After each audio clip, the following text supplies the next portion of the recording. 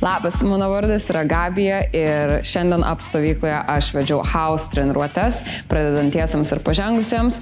Tai mes susipažinom su šio stiliaus pagrindais ir būtent, kaip aš mėgstu sakyti, esencija šio stiliaus, nes jis yra kilęs iš klubų ir jis yra apie laisvę. Tačiau labai daug technikos ir mums tenka taip pat treniruoti savo kūnus, stiprinti juos, treniruoti savo koordinaciją, kad galėtume išreikšti tai, ką norim išreikšti būtent house.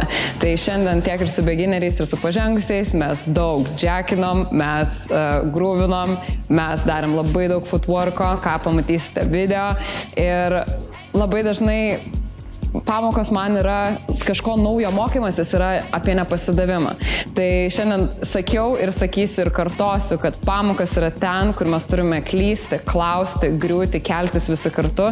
Ir labai palinkėsiu visiems mokiniams, kad jie ir toliau važiuotų į šias stovyklas, nes būtent per jas ir vyksta visi svarbiausi lūžiai. Ne kaulų, lūžiai jūsų šokio istorijoje. Tai va, tai ačiū labai Up Campui, buvo labai smagu ir labai tikiuosi, kad greit pasimatysim. Iki.